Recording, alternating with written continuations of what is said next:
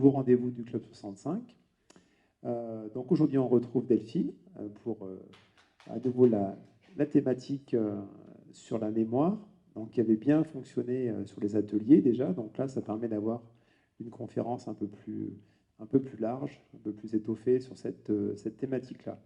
La dernière fois que Delphine est venue ici, c'était sur justement une conférence initiation à la sophrologie. Et 15 jours plus tard, il y a un petit groupe qui s'est créé. Voilà. Alors, imaginons qu'aujourd'hui, dans 15 jours, un petit groupe mémoire se crée après ce rendez-vous ici. Ce serait une bonne nouvelle, une bonne initiative. Voilà. Ce sujet de la mémoire est quelque chose de très important. On s'en est rendu compte, moi je m'en suis rendu compte, d'autres, Delphine ou Madame Potin savaient ça avant moi, mais moi qui suis un peu nouveau dans cette thématique un peu sociale, un peu relationnelle, c'est une problématique et une question qui est très demandée et très présente en fait, hein, et ça au quotidien, en permanence. Donc sur la prochaine saison, là j'anticipe un petit peu, hein, sur la prochaine saison du Club 65, je pense qu'on pourrait faire quelque chose de précis sur ça. Mais répondant un petit peu à voilà, des questions peut-être plus précises, un peu moins générales. Pourquoi pas s'inspirer de cas un peu particuliers, de vos cas particuliers, pour construire quelque chose, construire un peu une offre sur cette thématique-là. C'est intéressant. Alors, ce que je peux vous demander, en fait, c'est que comme pour le ciné senior, à la fin, il y aura un petit carnet sur la banque. Et si vous avez une thématique en particulier qui peut vous intéresser, mettez-le moi dessus. Et moi, je pourrais m'en inspirer pour la saison prochaine quand on cherchera en fait les sujets qu'on pourra vous présenter et les intervenants qu'on pourra vous amener pour ces sujets-là. Voilà, je pense que c'est une bonne façon de faire pour être au plus près en fait de ce que vous voudriez découvrir en fait. Écoutez, voilà. Merci beaucoup et je vous laisse avec Delphine. Bien, bonjour à tous pour ceux qui n'ont pas encore vu. Donc cet après-midi, on va parler de la mémoire. C'est un vaste sujet. Ce que je vous propose, c'est qu'on l'aborde d'un côté plutôt ludique, qu'on soit dans l'échange, qu'il y ait à la fois des informations à connaître, mais qu'on puisse aussi s'amuser. Alors justement, pour commencer, j'aimerais vous demander, quand je vous dis mémoire, comme ça, sans réfléchir, à quel mot associez-vous le terme de mémoire ? Cerveau, neurones, quoi d'autre?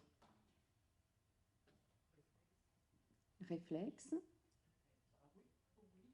oubli, tiens donc, souvenir, vieillissement.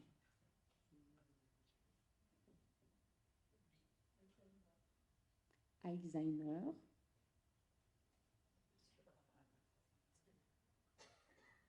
d'autres termes? Alors oui, effectivement, tout ce que vous venez d'évoquer, on va en reparler dans l'après-midi, parce que c'est en lien direct. On sent bien, l'une d'entre vous a prononcé ce mot d'Alzheimer, c'est comme un voile, comme un fantôme qui plane un petit peu quand les années avancent. Cet après-midi, le but, c'est justement de se rendre compte qu'il existe différentes formes de mémoire, qu'elles fonctionnent différemment, qu'on peut les stimuler et que ce n'est pas parce qu'on oublie ces clés qu'on doit forcément penser à une pathologie et à Alzheimer. Pardon ?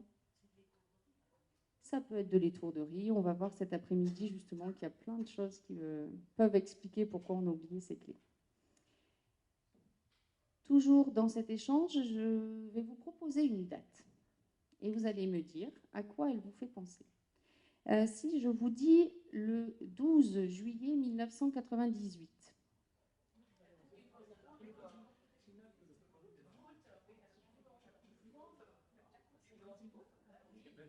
Oui.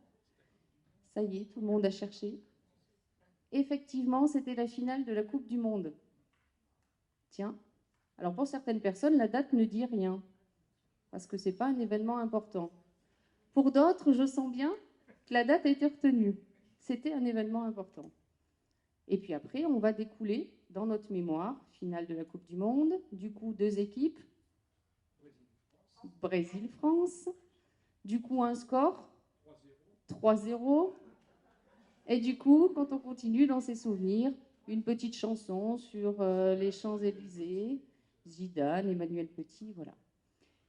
D'une date, des informations ressortent, un ensemble de souvenirs remonte à votre mémoire, positif, négatif, mais pour que tout ce processus se mette en place, ben, il faut que l'information, elle vous ait paru importante. Ceux qui se fichent du foot, je peux bien vous parler de 1998, ça ne vous dit pas grand-chose. Il y a un côté émotionnel aussi dans notre mémoire. Il y a des dates qui ont été plus marquantes que d'autres. Il y a des événements qui ont été plus marquants que d'autres. Donc là, on va voir cet après-midi justement comment on fonctionne au niveau de nos différentes mémoires.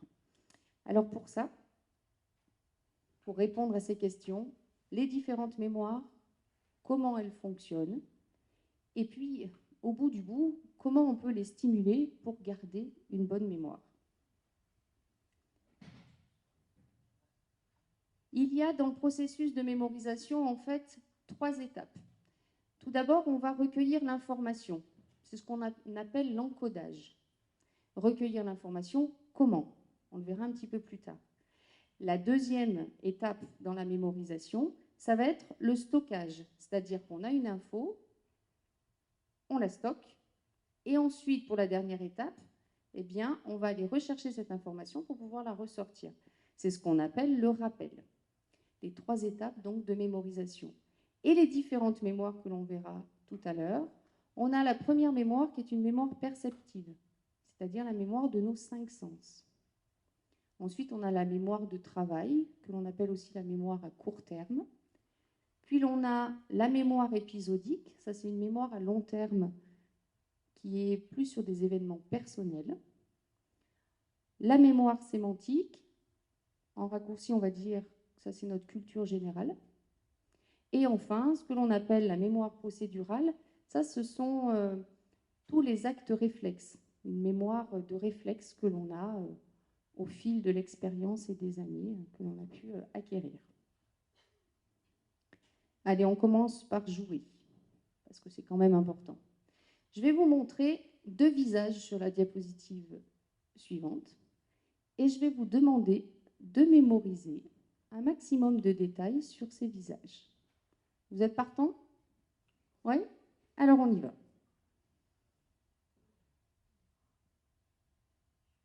2 visages, et essayez de mémoriser le plus de détails possible.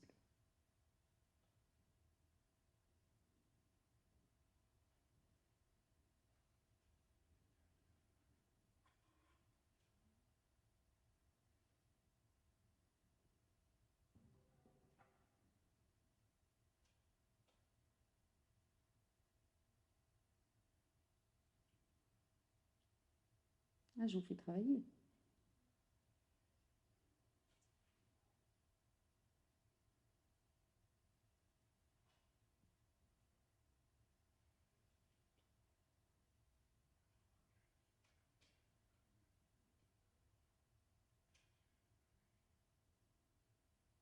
C'est bon pour tout le monde? Allez. Je les enlève. Et vous allez me dire tout ce que vous avez noté. Essayez de me les décrire. On avait. Alors, si on prend la première image, comment on l'a décrit? C'était un homme qui avait des lunettes. Roux, moustachu ou barbu? Les 2, mon capitaine. En t-shirt. Ce t-shirt était de quelle couleur? Blanc. Les cheveux en brosse. Qu'est-ce qu'on pourrait encore dire sur cet homme? Des lunettes.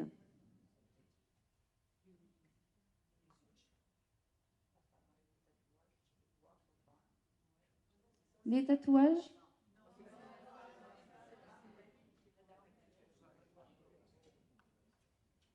pas de tatouage pour l'homme.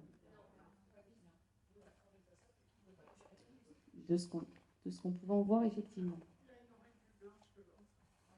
Une oreille plus blanche que l'autre. Je suis obligée de vérifier, là. Excusez-moi. Oui, effectivement. Deuxième visage. Une femme. Okay. Les cheveux étaient longs. Plutôt, quelle couleur? Plutôt brun. Détresse. Des tatouages. Alors, tatouages, qu'est-ce que vous pouvez m'en dire?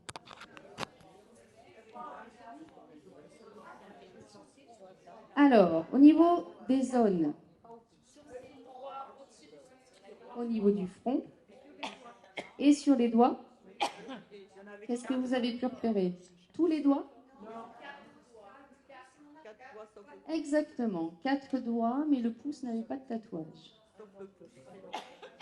Des ongles très longs, un pull bleu et blanc,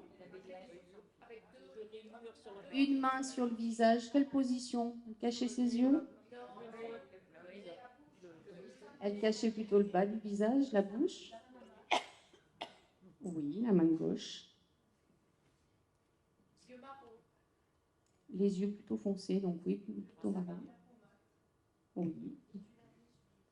Et du vernis sur les ongles. Bien, parfait. On repart tous, comme ça, nous tous, on arrive à avoir une description précise. Vous pouvez noter que, en utilisant un temps d'observation sur ces deux visages, vous avez pu retrouver énormément de détails. Vous avez noté, donc, c'était un homme ou une femme, la couleur des yeux, les tatouages, la couleur des cheveux. Vous avez pu également noter s'il y avait des lunettes, une barbe, tous ces détails-là. Qu'est-ce que vous venez d'utiliser comme mémoire? Vous venez d'utiliser votre mémoire perceptive. Alors, la mémoire perceptive, les 5 sens, pour cet exercice, on a utilisé essentiellement la vue, bien sûr, mais on a aussi, vous entendez parfois parler, de mémoire visuelle, de mémoire auditive. En quoi elle consiste? En fait, on va utiliser un sens qui nous permet d'enregistrer le maximum d'informations. Vous vous rappelez, tout à l'heure, on a parlé de stockage. On perçoit l'information, on va la stocker et ensuite, on va pouvoir la faire ressortir pour retrouver l'information qui a été mémorisée. Vous pouvez utiliser donc la vue, vous pouvez utiliser aussi l'audition. Vous avez, alors ça peut être pour des étudiants, mais dans la vie de tous les jours, quand on nous dit quelque chose, on va plus facilement le garder en mémoire que lorsque on l'a vu, par exemple. Là, ça sera plus l'audition. Vous avez aussi une mémoire du goût, une mémoire des odeurs, une mémoire des sensations. On parle de la Madeleine de Proust. On est sur un souvenir qui est réveillé lorsqu'une odeur ou le goût d'un plat de l'enfance revient à notre mémoire. Donc tout ça, c'est votre mémoire perceptive. Et ce qui est intéressant, c'est que vous utilisez votre mémoire perceptive parce que vous avez une bonne perception. Donc une des premières conditions pour garder en mémoire une information, c'est de bien la percevoir. Être vigilant à votre vue, à votre audition, par exemple. Si vous entendez mal, si vous voyez mal, vous allez traiter l'information différemment et ça sera plus difficile de la mémoriser. Donc quand on pense avoir oublié quelque chose ou avoir une mauvaise mémoire, en fait, c'est peut-être un problème de perception. La première étape. Continue nos petits exercices. Voici.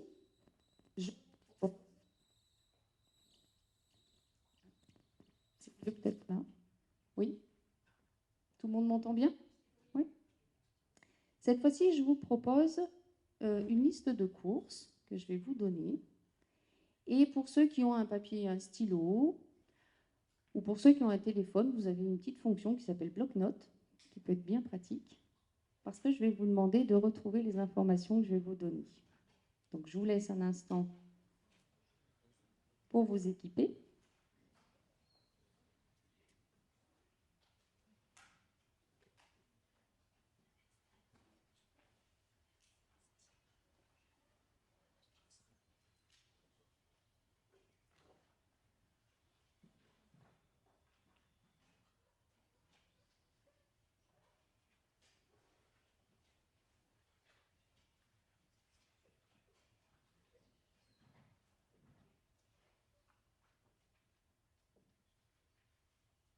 C'est bon pour tout le monde? Très bien.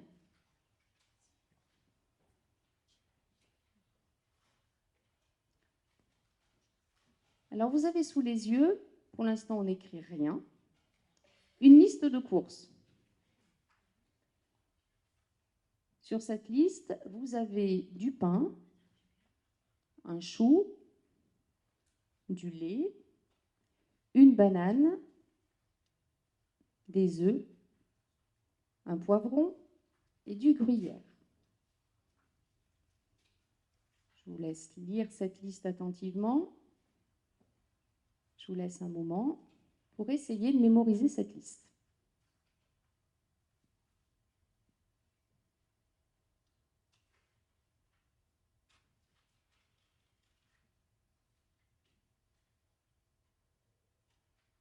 Pain, chou, lait, banane, œufs, poivron, gruyère.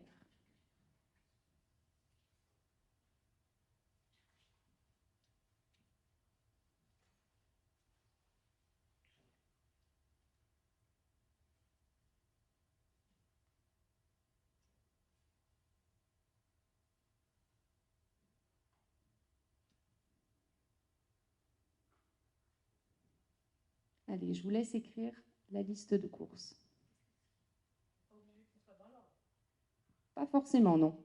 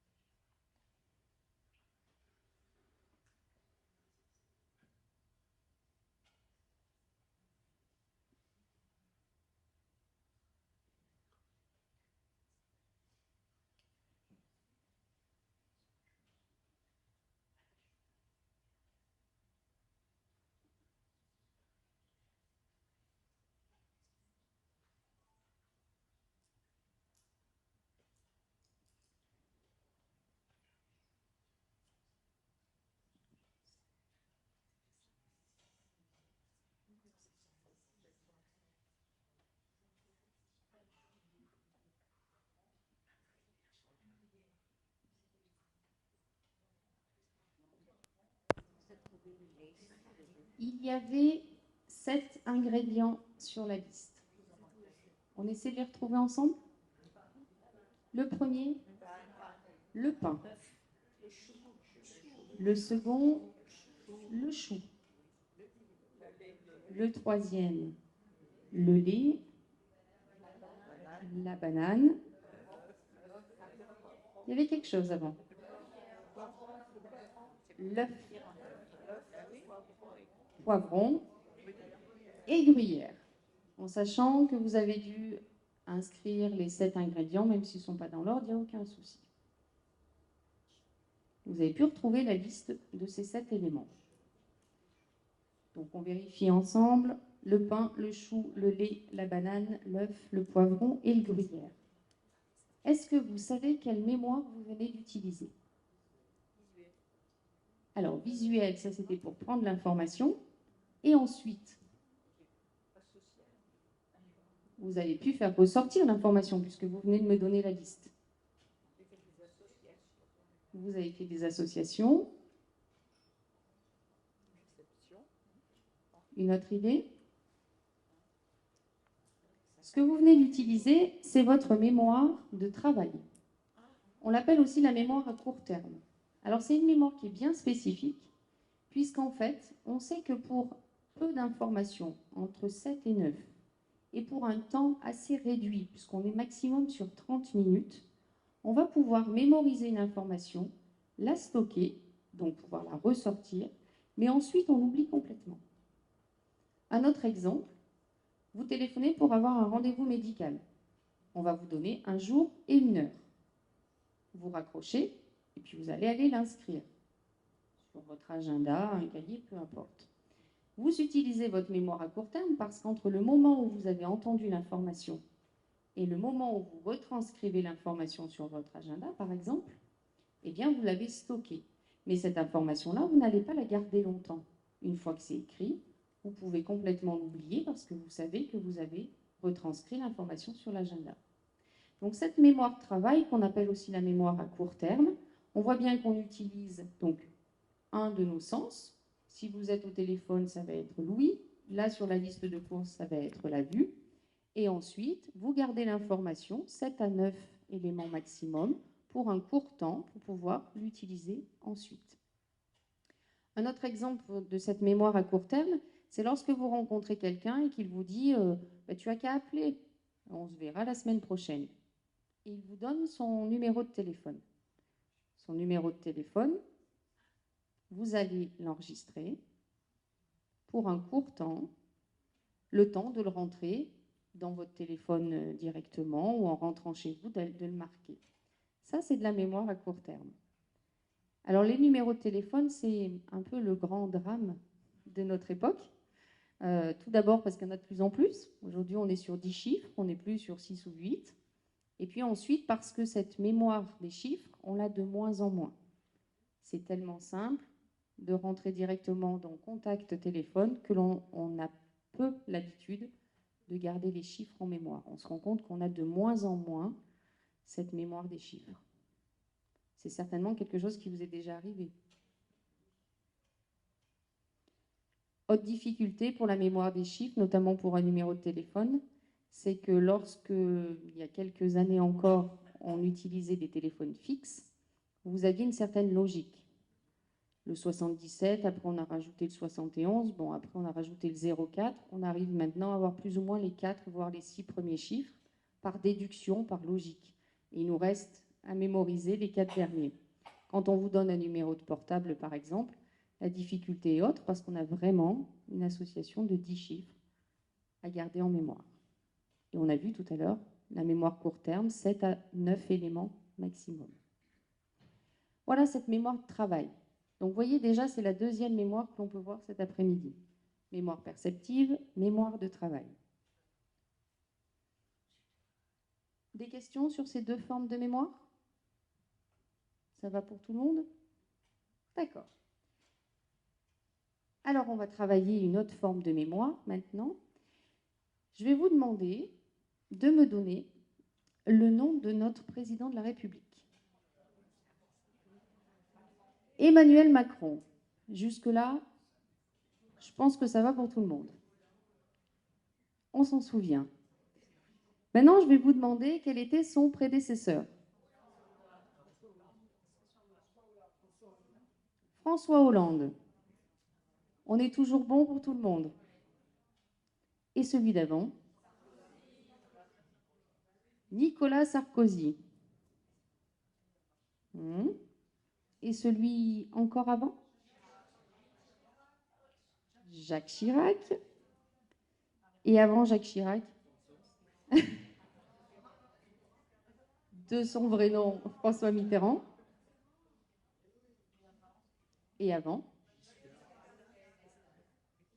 Valéry Giscard d'Estaing. Et allez. Ah, déjà, j'ai moins de voix, hein, plus on avance. Pompidou, effectivement. Et avant, nous avions Charles de Gaulle. On en a remonté du temps. À votre avis, on a même les dates. À votre avis, quelle mémoire on vient d'utiliser?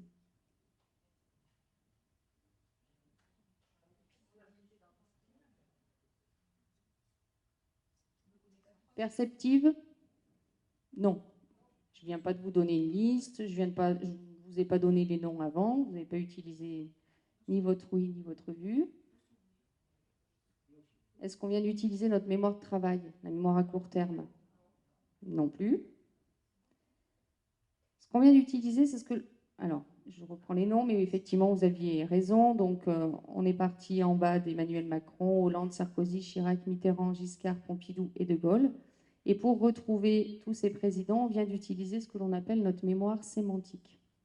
Alors, qu'est-ce que c'est notre mémoire sémantique? Eh bien, en fait, c'est, on pourrait dire, notre culture générale, c'est-à-dire la mémoire de toutes les connaissances acquises au fil des années et de l'expérience.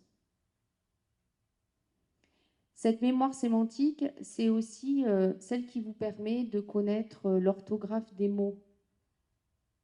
Vous avez appris un jour que pour écrire maison, c'était M-A-I-S-O-N. Vous n'avez pas à y revenir dessus. Vous utilisez à chaque fois la mémoire sémantique pour pouvoir écrire ce mot. Cette mémoire sémantique, elle est aussi utilisée pour des connaissances générales. Où se trouve la France sur une carte du monde? Quel est le nom de notre département? Les 4 saisons qui constituent notre année. Vous voyez, c'est vraiment cette connaissance-là acquise au fil du temps. Donc, elle concerne le sens des mots, les savoirs sur aussi bien les objets, les personnes et les lieux. Donc, on est sur notre 3e forme de mémoire.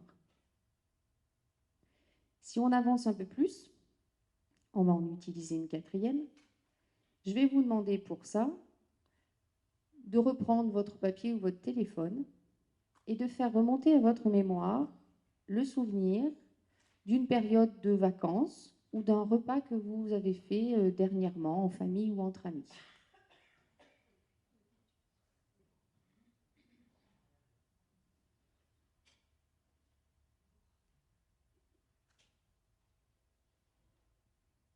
Donc rappelez-vous un événement, un repas, et notez des mots-clés.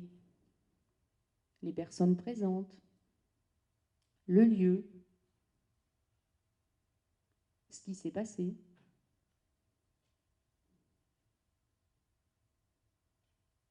Si c'est un repas, peut-être le menu.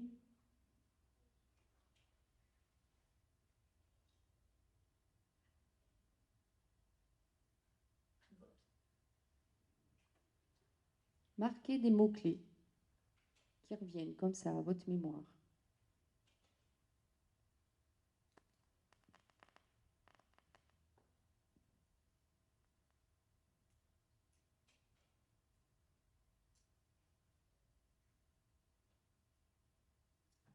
Peut-être une date.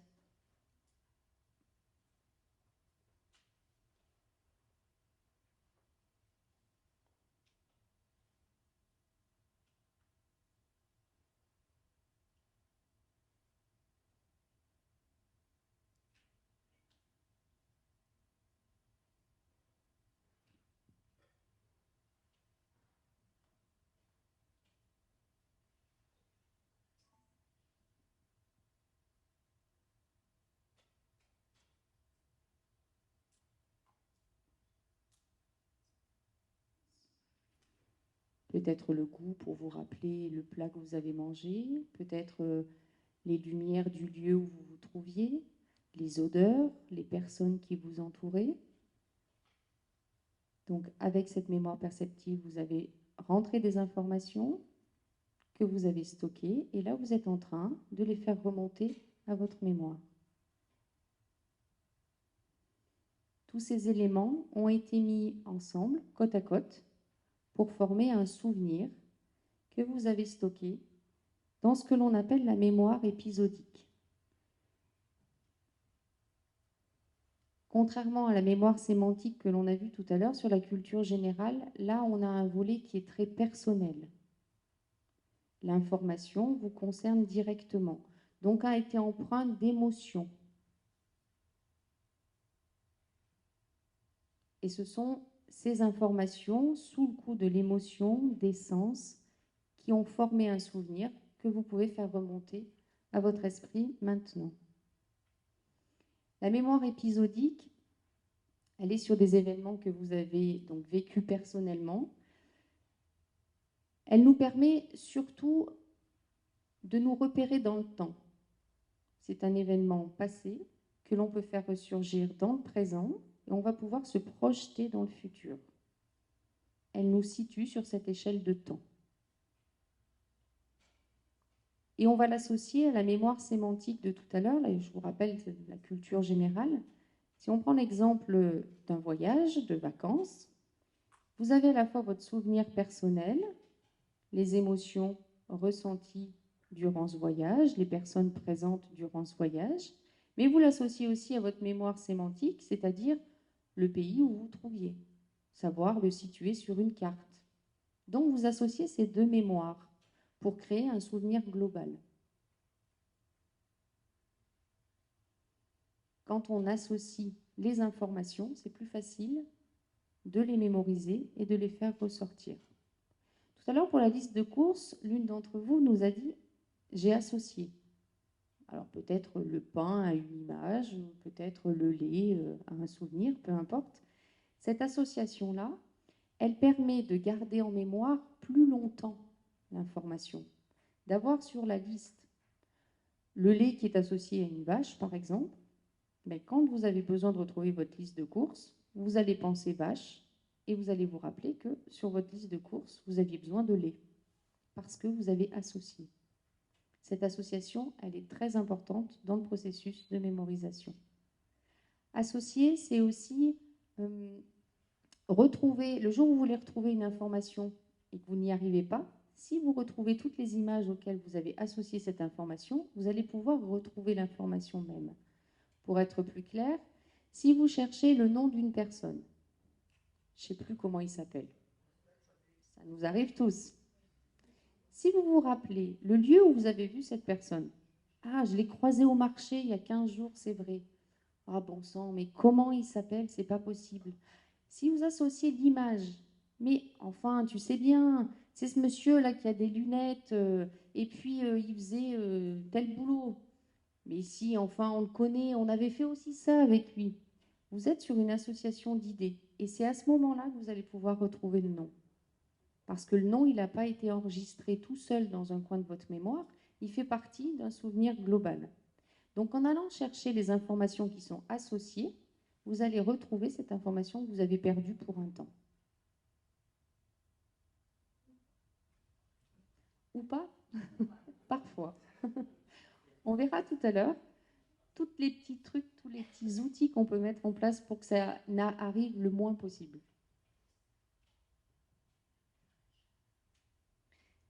Alors, au niveau du procédé de cette mémoire, qu'est-ce qui se passe? On a vu au niveau de vos sens, vous avez des informations, les yeux, les oreilles, le goût, le toucher, l'odorat, qui envoient une information à votre cerveau. Qu'est-ce qui se passe? Vous avez une partie de votre cerveau qui s'appelle l'hippocampe, qui en fait pourrait être appelé le siège de la mémoire, qui va être comme une gare de triage, c'est-à-dire qui va recevoir les informations, qui va les trier pour pouvoir les stocker. Trier correctement l'information, ça permet d'avoir une information fiable que l'on va pouvoir aller rechercher un peu plus tard. L'hippocampe va transformer cette information en un souvenir que vous allez garder à plus ou moins long terme. Il faut savoir que dans le processus de mémoire, ce qui est important aussi, c'est la répétition. Quand vous retenez quelque chose, si vous avez à le répéter régulièrement, ça va s'inscrire dans une mémoire à long terme et là, vous avez très peu de chances de perdre l'information. Par contre, si vous avez une information à un moment donné que vous ne répétez plus par la suite, eh bien là, ça va être beaucoup plus difficile de la retrouver. Un exemple concret, ce sont vos souvenirs d'enfance. Si de manière assez régulière, vous revenez sur ces souvenirs d'enfance, je le raconte à mes enfants, puis je vais le raconter à mon voisin, puis je vais le raconter à mes petits-enfants, puis je vais le raconter à un ou une amie de l'époque. Ce souvenir-là, à force d'être répété, il ressurgit dans votre mémoire de manière régulière et vous avez de moins en moins de mal à le retrouver quand vous voulez vous en rappeler. Donc l'hippocampe, c'est une gare de triage qui associe donc différentes parties de l'information pour créer un souvenir qui va devenir un souvenir complet. On aura le maximum d'informations sur ce souvenir et on va pouvoir le faire ressurgir plus facilement.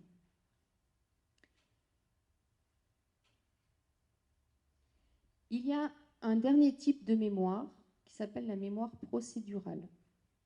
La mémoire procédurale, c'est une mémoire de réflexe. C'est-à-dire que, à force d'être répété, un acte ou une information, vous n'avez même plus à y penser de manière inconsciente, c'est inscrit. Et vous ne réfléchissez plus pour faire remonter l'information. Concrètement, si vous avez appris à faire du vélo un jour, vous remontez sur un vélo et en quelques minutes, vous retrouverez votre équilibre et vous pourrez pédaler. Pourquoi ? Parce que vous avez appris à un moment donné, l'information a été stockée, comment je dois me positionner, comment je dois trouver mon équilibre, quelle force je dois mettre sur les pédales. Tout ça, c'est inscrit dans votre mémoire et vous allez la réutiliser de manière automatique. Un autre exemple, vous venez d'écrire une liste de courses sur un papier. Aucun d'entre vous n'a réfléchi à comment écrire. Vous n'avez pas besoin d'y penser, de vous rappeler comment on tient un stylo. Ça devient un automatisme. Et vous faites appel, en fait, à votre mémoire procédurale.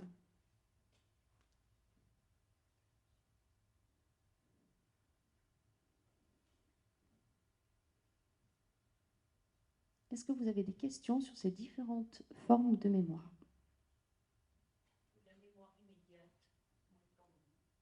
Alors la mémoire que l'on appelle immédiate, en fait, c'est la mémoire de travail qu'on a vu, la mémoire à court terme, où il y a quelques informations que l'on va stocker, mais pendant un temps très court.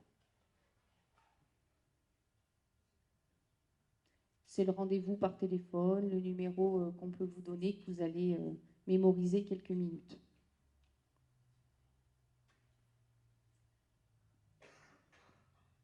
D'autres questions?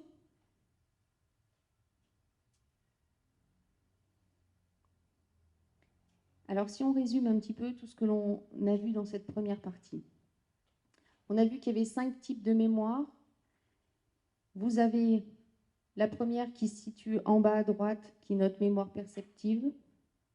Elle est à court terme et c'est uniquement nos sens qui sont utilisés pour recueillir l'information.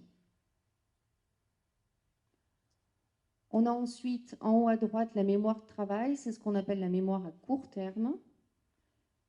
C'est ce qui est en train de se passer ici, maintenant. On retient un petit moment et puis ensuite on zappe, on perd l'information.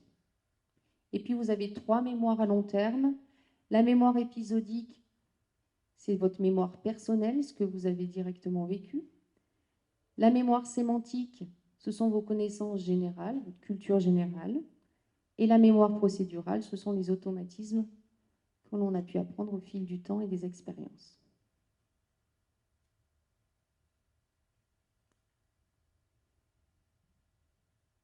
Alors, qu'est-ce que l'on peut faire pour avoir une bonne mémoire, à votre avis? La travailler, la stimuler, lire,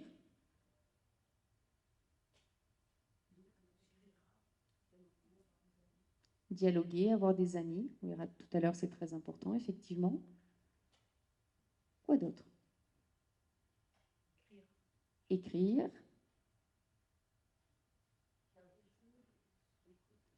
Des jeux, de la stimulation, effectivement. Alors, vous avez support papier, vous pouvez avoir des supports informatiques.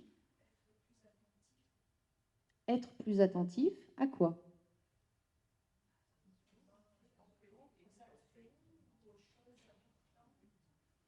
Être attentif à ce que l'on fait à l'instant présent. Se concentrer. Comment? Réfléchir. Et alors justement, quand on a un souci de mémoire, le trou de mémoire, on ne retrouve pas le nom, on ne retrouve pas ses clés, on ne retrouve pas un souvenir que l'on a envie de raconter. Comment réagissez-vous?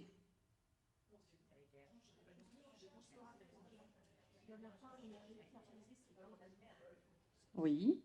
Donc on cherche, j'ai entendu on s'énerve, je suis assez d'accord.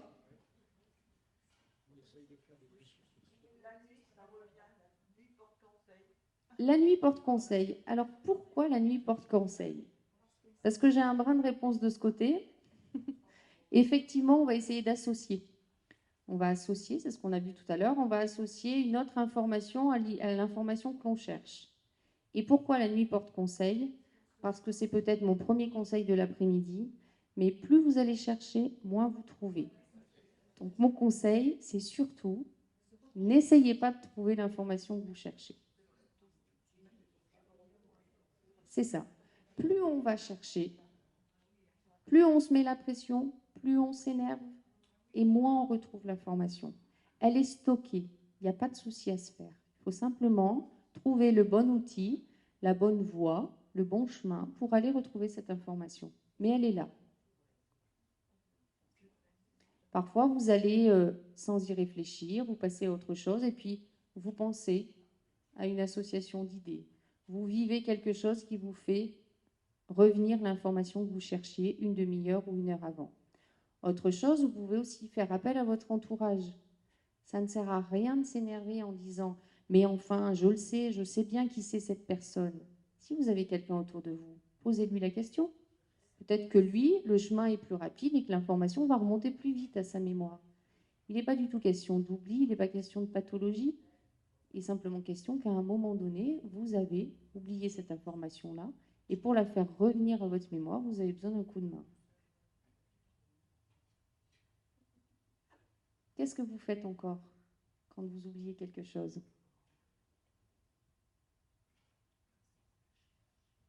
Pas s'énerver. Essayez d'associer d'autres informations qui pourraient nous rappeler le souvenir ou le nom que l'on cherche. Comment? Les lettres de l'alphabet? C'est-à-dire? Oui.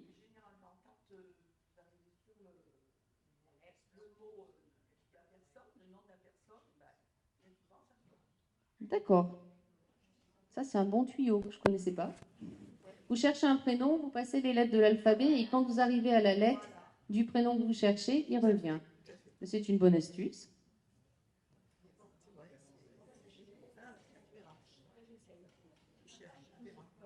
Vous pouvez utiliser les supports. Une liste de courses, par exemple. Écrivez-la.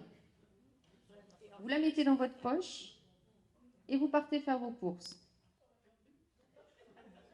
Vous allez tourner dans les rayons, faire votre caddie habituel. Juste avant de passer en caisse, ressortez votre liste pour être sûr de ne rien avoir oublié parce que ce serait bête d'y retourner quand même.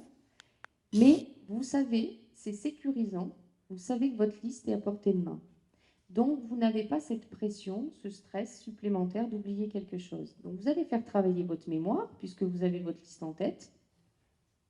Vous allez repartir du magasin avec tous vos articles puisque, au cas où, juste avant la caisse, vous aurez jeté un œil. Mais vous aurez stimulé votre mémoire au passage.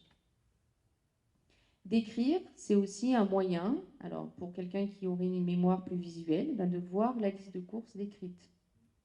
Donc vous allez plus facilement l'enregistrer.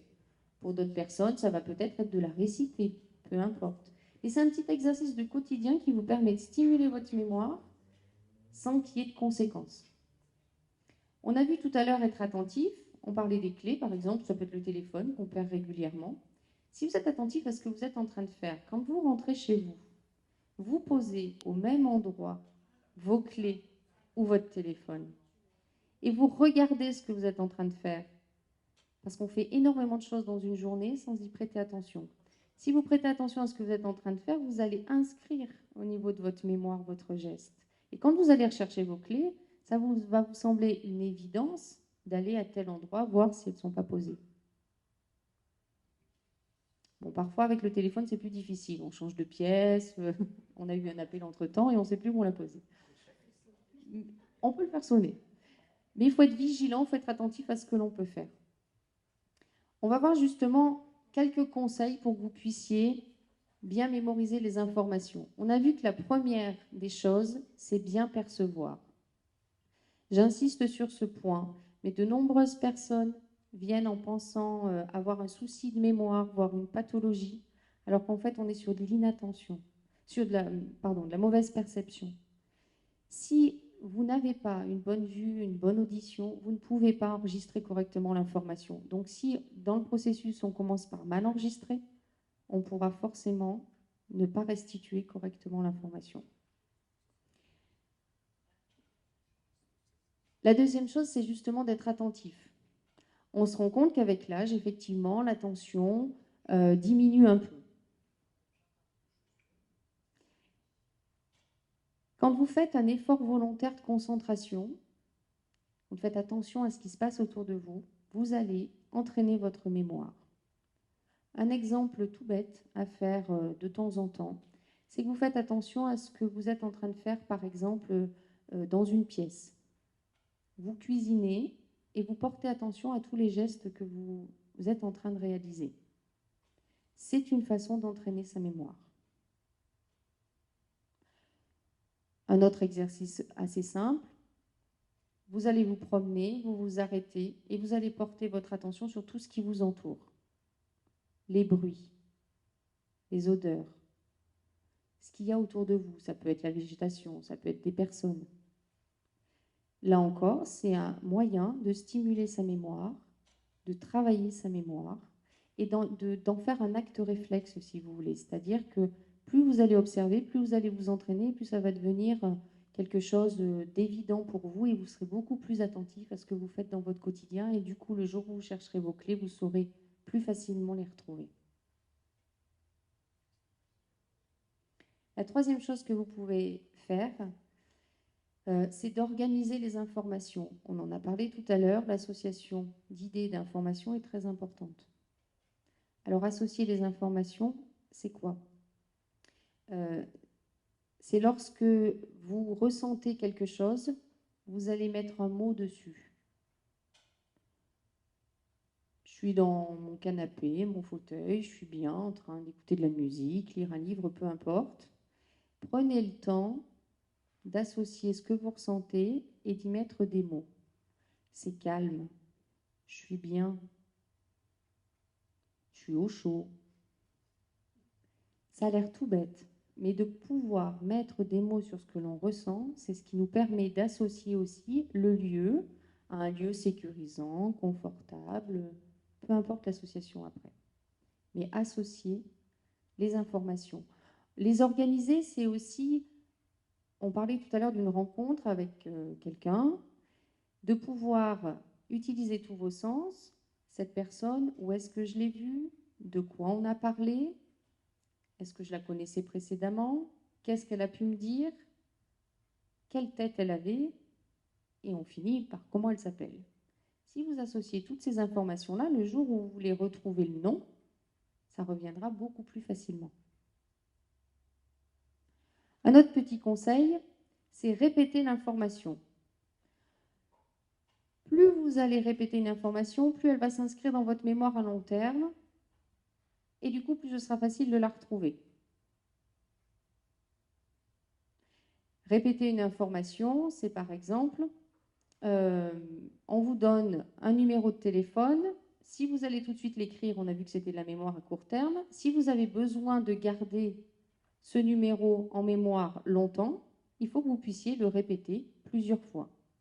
Alors, soit vous le répétez en l'énonçant, soit le répéter dans votre tête en associant, par exemple, un numéro de téléphone qui a 43 dedans, vous dire, tiens, c'est la Haute-Loire, l'Ardèche, voilà, vous allez associer les idées. Quand vous voudrez retrouver le numéro de téléphone, ça sera plus facile. Mais en répétant une information, elle va revenir plus facilement à votre mémoire, plus rapidement. Et puis un dernier petit conseil, on l'a évoqué aussi, c'est de rester patient quand il vous manque une information ou un souvenir. Et ça, c'est parfois ce qui est le plus difficile. Être patient, c'est prendre le temps de retrouver les associations d'idées et d'informations pour que ça revienne à la mémoire. Plus on s'énerve, plus on se met en colère, plus on est frustré, moins ça revient.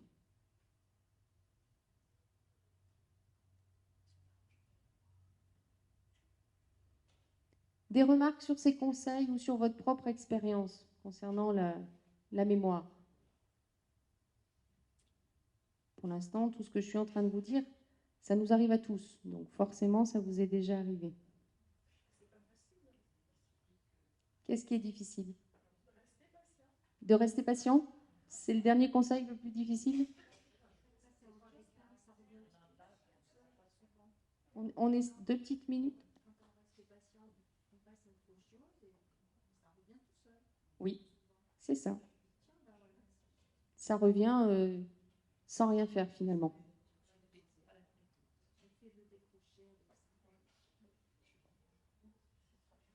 D'autres remarques?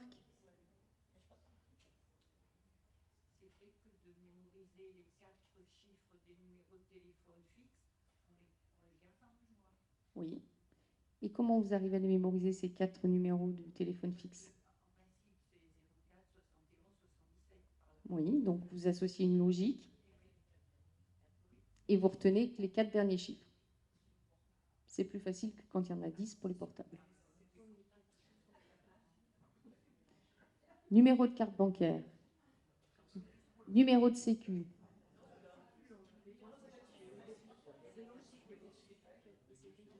C'est ça. Alors justement, numéro de sécurité sociale, un petit exercice. Essayez de retrouver tous vos numéros de sécurité sociale.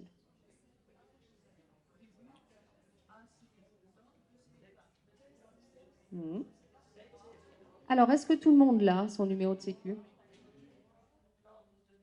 Je vois des oui, je vois des... non, carrément. Alors, pourquoi ce numéro peut être mémorisé? Parce qu'il est logique. C'est le terme. À partir du moment où vous pouvez amener une logique à une information, eh bien, par association, vous allez pouvoir retrouver ce numéro. Je suis un homme, bon, ça va commencer par 1. Ah, je suis une femme, bon, 2. Et ensuite, on découle date de naissance, le département, et finalement, il nous reste 5 chiffres à la fin. Le numéro de la commune où on est né, et puis on... C'est ça. Donc, vous vous rendez bien compte que là, on est sur une association d'idées. Parce que quand on a voulu le mémoriser, on a associé à chaque fois un chiffre qui a du sens. Homme, femme, département, naissance, lieu de naissance, et puis numéro d'enregistrement ensuite. Et c'est cette association-là, cette logique qui vous permet de retrouver votre numéro et de le mémoriser plus facilement que si je vous donnais 13 chiffres dans le désordre, par exemple.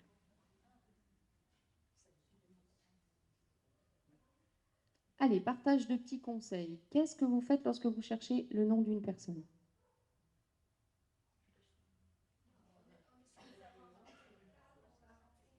On cherche le cadre dans lequel on l'a rencontré.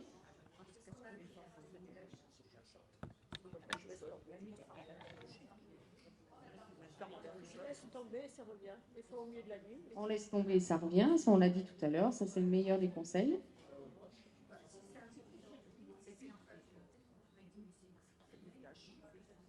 Vous ne sollicitez pas votre entourage dans ces cas-là? Peu? Dans une discussion?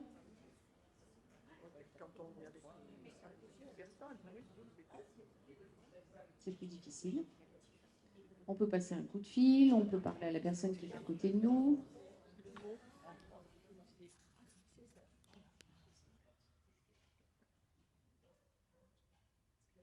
Autre situation, on parlait du téléphone et des clés tout à l'heure. Qu'est-ce que vous faites dans ces cas-là? Téléphone, on fait sonner. On arrive à régler le problème assez rapidement. Comment? On prend le bout des clés. Ça peut être une bonne solution, c'est vrai. Association d'idées. Qu'est-ce que vous faites lorsque vous perdez un objet? Refaites le trajet. Rappelez-vous ce que vous faisiez la dernière fois que vous aviez cet objet dans la main. Et reprenez avec une association d'idées tout votre parcours. Je suis rentrée des courses, du coup, je les avais quand j'étais dans la maison, je les ai peut-être posés, et là, vous allez les retrouver dans un sac, peut-être dans le frigo. Mais avec l'association d'idées, vous allez retrouver l'information.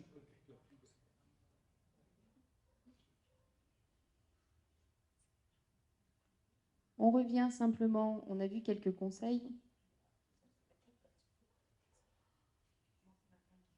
On a vu aussi que la mémoire, il y avait cette fonction principale au niveau de l'hippocampe. Du coup, c'est directement lié à notre activité cérébrale. Voici 5 petits conseils pour prendre soin en fait de votre cerveau. Le premier conseil, c'est d'entretenir sa curiosité. Les relations sociales, les échanges, la stimulation intellectuelle. L'un d'entre vous tout à l'heure a évoqué le lien social et l'importance que cela peut avoir sur la mémoire. De rester curieux, d'aller par des lectures, des spectacles, de la musique, vers des domaines culturels, ça va vous permettre d'aiguiser cette curiosité. Ça va vous permettre de mobiliser votre mémoire sur des événements. Ça va vous permettre d'enregistrer des informations et donc d'entretenir aussi bien votre activité cérébrale que votre mémoire directement. Le lien social, c'est aussi très important parce que quand on fait les choses ensemble, quand on a plaisir de retrouver certaines personnes, c'est ce lien qui nous permet de mémoriser un certain nombre d'informations aussi. Le deuxième conseil concerne le sommeil. Lorsqu'on a un sommeil de qualité, on va pouvoir solliciter notre activité cérébrale, notre cerveau, de manière reposée et de manière optimum. Quand vous êtes très fatigué, je suis sûre que vous avez déjà remarqué, c'est beaucoup plus difficile de se rappeler des choses. Alors un sommeil de qualité, ce n'est pas toujours facile. Parfois en termes de temps, parfois on a des soucis pour s'endormir, parfois on se réveille très souvent dans la nuit, parfois on cogite beaucoup, une idée on amène une autre, puis une autre, puis une autre, et puis finalement la moitié de la nuit y est passée. Donc c'est vrai que c'est parfois difficile d'avoir un sommeil de qualité. Et pourtant, il faut trouver les outils qui permettent à la fois de se reposer aussi bien sur le plan physiologique, du corps, que psychologique et émotionnel. Vous avez pour ce sommeil de qualité différents outils qui existent, qui sont à portée de tous. Il y a des petits rituels d'endormissement, il y a en termes d'alimentation des choses à éviter, en termes d'écran aussi. Vous avez toute une qualité autour du sommeil qui peut être mise en place pour que ce sommeil soit vraiment réparateur et que vous ayez vraiment les bénéfices en termes de mémorisation et d'activité cérébrale. Et puis un bon sommeil, ça peut être aussi dans la journée, sans parler de s'endormir, mais d'avoir des pauses, des temps de repos, de relaxation, où on va pouvoir finalement mettre sa journée sur pause, se ressourcer, se requinquer. Ce n'est pas forcément de dormir, mais au moins d'être reposé. Ça va de pair avec le sommeil. Vous avez aussi l'alimentation, qui a un lien direct avec notre activité cérébrale et donc notre mémoire. Il est question de légumes, de vitamines, de sucre lent. Ça favorise une bonne activité cérébrale. La pratique d'une activité physique, c'est très important. Alors l'activité physique, ce n'est pas forcément un sport. Attention. Une activité physique, lorsque vous partez faire 1 heure de jardinage, vous avez une activité physique importante. L'activité physique, ça peut être de marcher, ça peut être de jardiner. Les activités du quotidien dans une maison, entretenir une maison, c'est une activité physique. Mais il faut avoir tous les jours un peu d'activité physique pour, de manière générale, être en bonne santé, mais aussi pour avoir des capacités cérébrales importantes. Et puis le dernier conseil, qui n'est pas vraiment une nouveauté, mais qui est de réduire sa consommation de psychotropes. Je ne vous apprends rien, mais c'est vrai que le tabac, l'alcool et les médicaments vont avoir une influence en fait sur notre système nerveux et très souvent des conséquences sur notre mémoire. Donc il faut rester dans la modération pour toutes ces substances. On peut en avoir besoin, je pense notamment à des médicaments, mais il faut faire attention notamment aux conséquences que ça peut avoir sur la mémoire.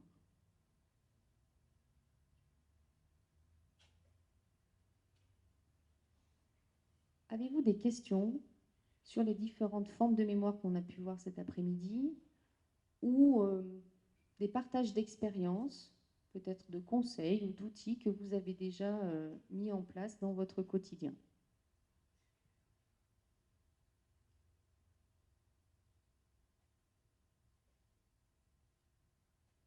Des remarques?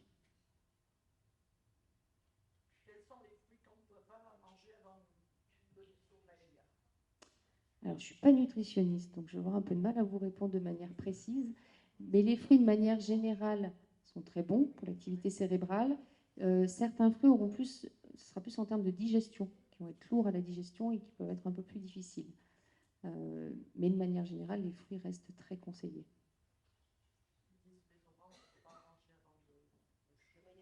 Alors, il est question des fruits qui ont beaucoup de vitamines, c'est vrai. Vous avez des fruits aussi en termes de digestion qui sont un peu plus lourds. Je pense notamment à la banane. Mais de manière précise, là, ce serait plus une nutritionniste qui répondrait précisément à cette question-là. Les vitamines, elles sont, cela dit, nécessaires. Hein.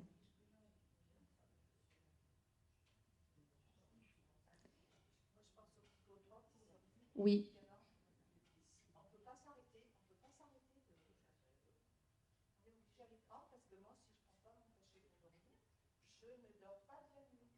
Bien sûr, c'est pour ça que je vous dis tout à l'heure, c'est l'abus.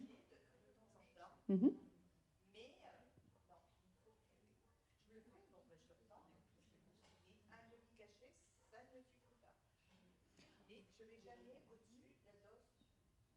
Bien sûr. Ce qui est important, notamment dans un traitement, on sait c'est les bénéfices-risques. C'est-à-dire qu'on a un bénéfice à prendre un traitement, on en a besoin à un moment donné, parce que c'est trop difficile, la situation doit être réglée. Et puis, on a des risques à côté. Alors, évidemment, quand vous avez un traitement, bien sûr qu'il faut suivre la prescription et bien sûr qu'il faut maintenir le traitement. On est simplement dans les effets secondaires, parfois, qui peuvent toucher la mémoire.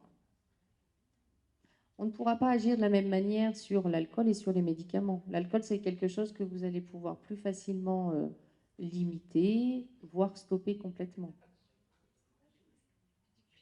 La prise d'un traitement, bien sûr que c'est très important et qu'il ne s'agit pas de l'arrêter.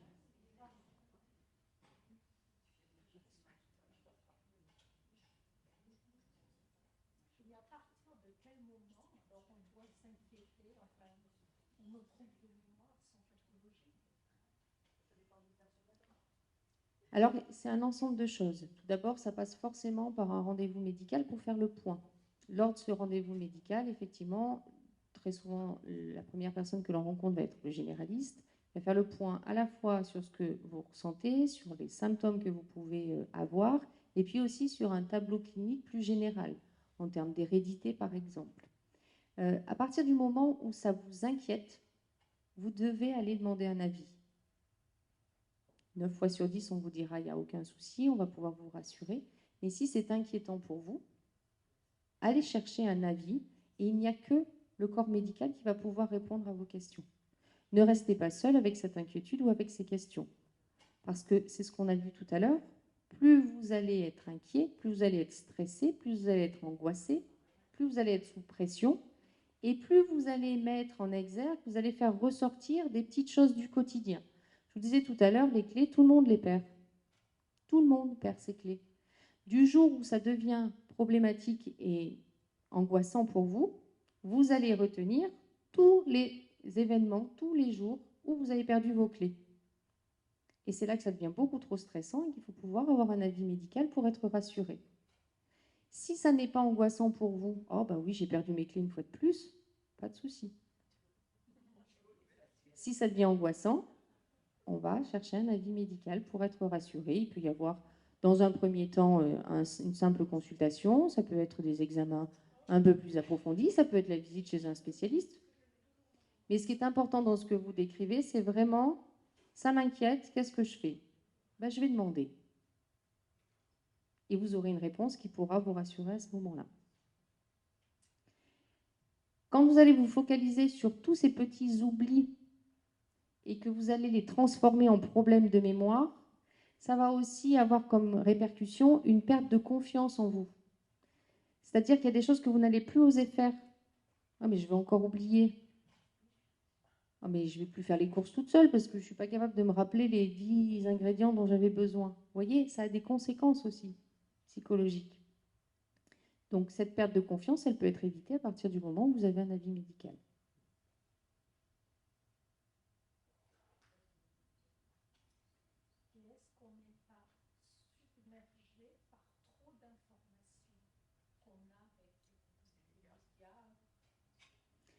Alors, on est dans un monde où il y a effectivement beaucoup d'informations à traiter. Ce qui est important, on l'a vu dans le processus de mémorisation, à un moment donné, il y a un tri qui s'opère pour stocker. Il faut pouvoir trier, prioriser. Qu'est-ce qui est important pour moi? Qu'est-ce que je souhaite mémoriser pour pouvoir ensuite stocker l'information? Il y a, je dirais, les 3/4 des informations qui nous entourent, qui à la fois ne nous servent à rien ou qui vont nous intéresser à l'instant T, et puis ensuite, on n'a pas besoin de les garder. Parce que pour nous, elles ne sont pas importantes. Pour la personne à côté, elles le seront peut-être. Mais pour nous, elles ont moins d'intérêt. Donc, on est submergé d'informations, mais il faut pouvoir trier.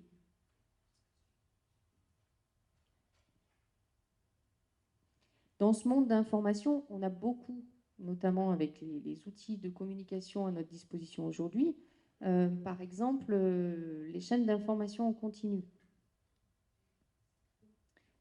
Du matin au soir, avoir les mêmes informations, qui finalement ne vont pas vous apporter grand-chose de plus d'une heure à l'autre.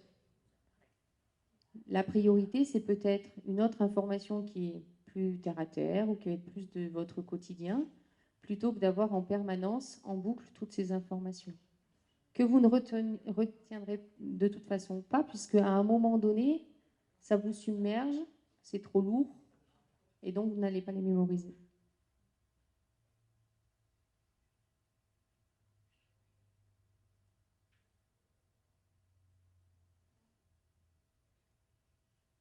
Est-ce que votre mémoire reste un souci pour vous? C'est-à-dire,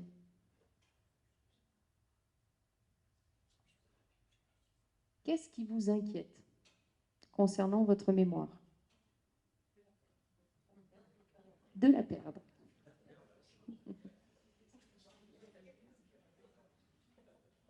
Pourquoi?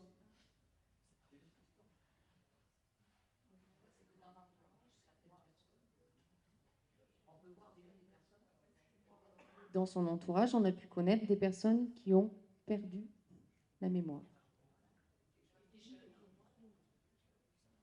Pas forcément lié à l'âge.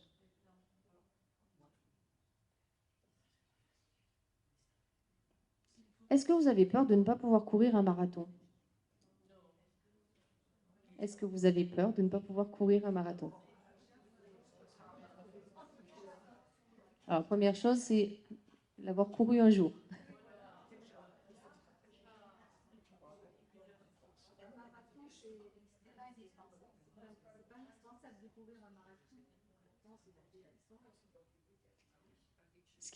Alors, courir un marathon n'est pas indispensable. Ce qui est important, c'est de pouvoir courir à son rythme. Ou marcher. On garde cette image et on l'adapte à la mémoire. Qu'est-ce qui est important finalement? C'est que vous puissiez assurer dans votre quotidien. Être autonome dans ses déplacements, faire ses courses. Cette performance que certains peuvent chercher va être une source d'angoisse et de stress. Il y a des choses que vous acceptez avec les années. Je parlais du marathon. Si je vous dis demain, on va marcher pendant 8 heures, vous allez me dire, non mais Delphine, c'est un peu beaucoup là quand même. Bien sûr, peut-être qu'il y a 20 ans, 30 ans, vous auriez pu marcher toute une journée entière. Aujourd'hui, ça peut vous faire peine. Physiquement, vous ne sentez pas forcément la force et l'énergie. Et c'est quelque chose que vous acceptez. Alors, on transpose ça à notre activité cérébrale et à notre mémoire. On avance dans le temps. Alors, parfois, l'âge est positif. On a l'expérience, on a le savoir. Il y a bon nombre de choses qu'on fait bien mieux avec quelques dizaines d'années de plus qu'avec des dizaines d'années de moins.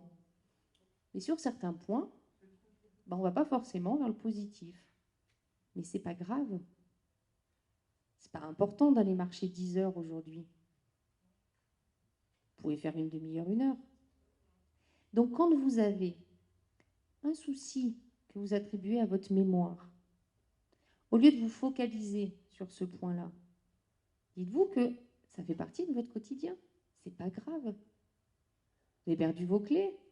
Bah, la prochaine fois, vous ferez un peu plus attention à là où vous les avez posées, et le lendemain, vous saurez où sont vos clés. Vous avez du mal à retrouver le nom de quelqu'un, c'est pas lié à l'âge, c'est lié à l'attention que vous avez portée à cette information. Je n'ai pas fait attention à ce qu'on m'a dit, mais ça arrive à 20 ans, à 40 ans, à 60 ans, à 80 ans, de la même manière.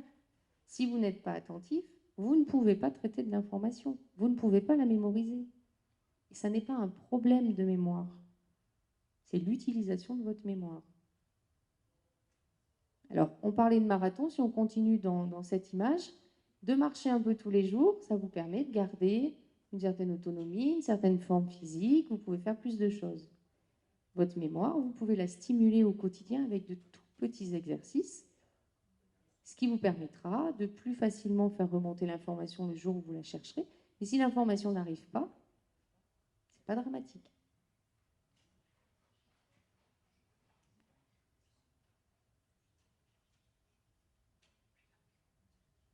D'autres remarques sur la mémoire? Ou des questions?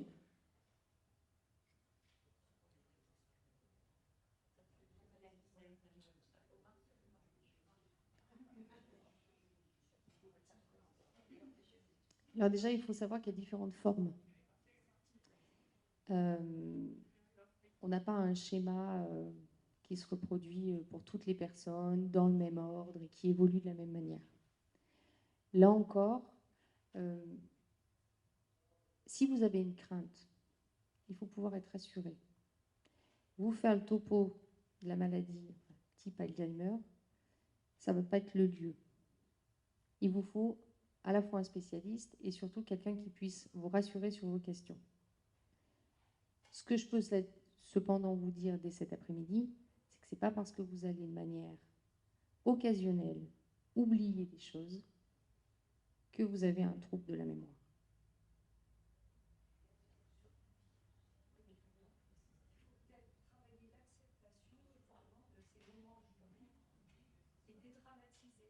C'est ça. Accepter et dédramatiser.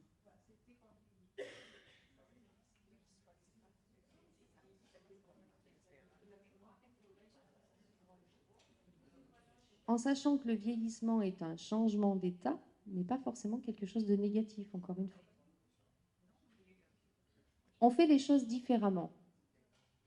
Et si vous regardez, si vous prenez un peu de recul, tout au long de notre vie, on fait les choses différemment. Des décisions qu'on a pu prendre lorsqu'on avait 20 ans, on n'aurait pas pris les mêmes quand on en avait 10. Et aujourd'hui, si on avait à les reprendre, on ne les prendrait pas de la même manière. Je sens des personnes convaincues.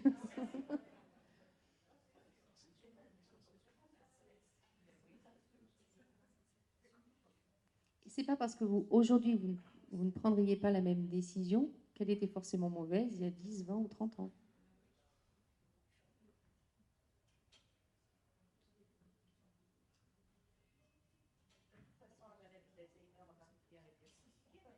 Bien sûr.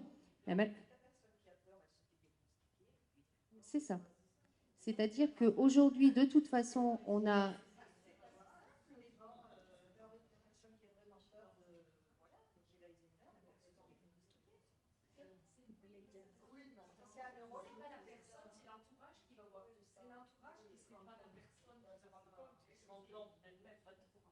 Les premiers symptômes ou l'accompagnement? De quoi parlez-vous? L'entourage. Oui.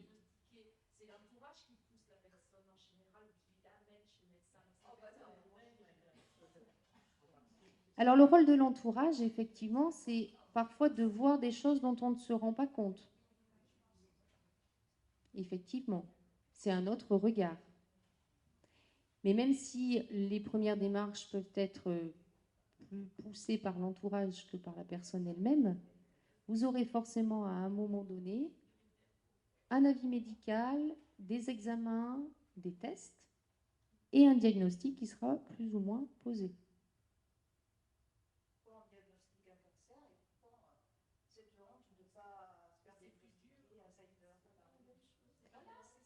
Très souvent, on est dans l'image de la maladie. C'est-à-dire qu'on On a une représentation de la maladie, parfois parce qu'on l'a connue dans son entourage, où on est sur vraiment les dernières étapes. La personne qui n'aura plus aucun souvenir, ne serait-ce que de ses enfants, conjoints, petits-enfants, peu importe. On est sur cette image-là, c'est pour ça que c'est plus difficile à accepter. Mais il y a beaucoup d'étapes avant. Et il y a des solutions médicales aussi. Un confort de vie, des traitements. Il y a des choses que l'on peut mettre en place.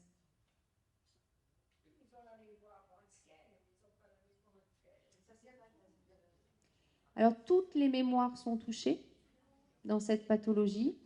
On peut effectivement remarquer que la mémoire la plus ancienne a tendance à rester dans certaines phases, alors que les souvenirs récents partent plus vite.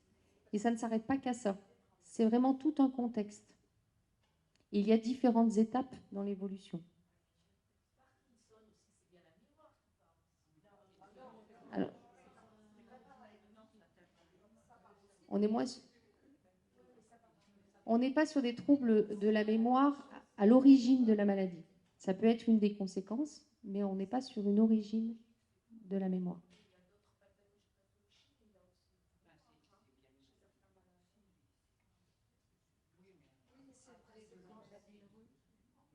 Oui.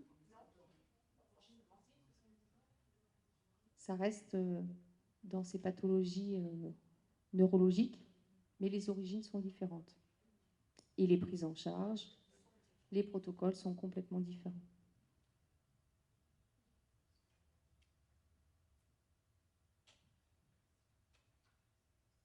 D'autres remarques ?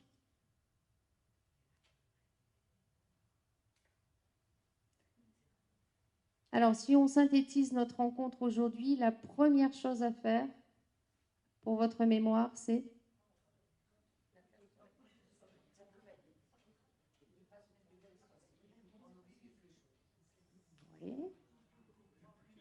c'est surtout la première chose pour bien mémoriser.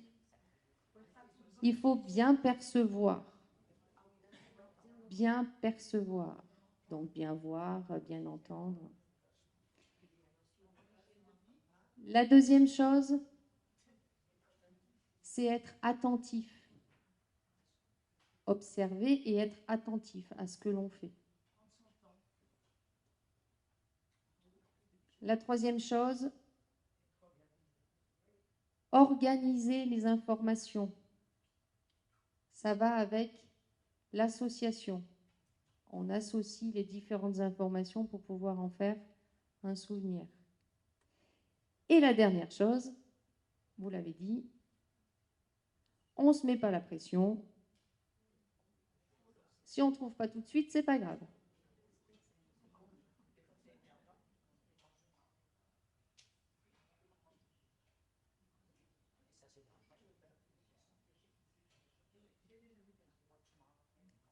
Des dernières questions, des dernières observations ?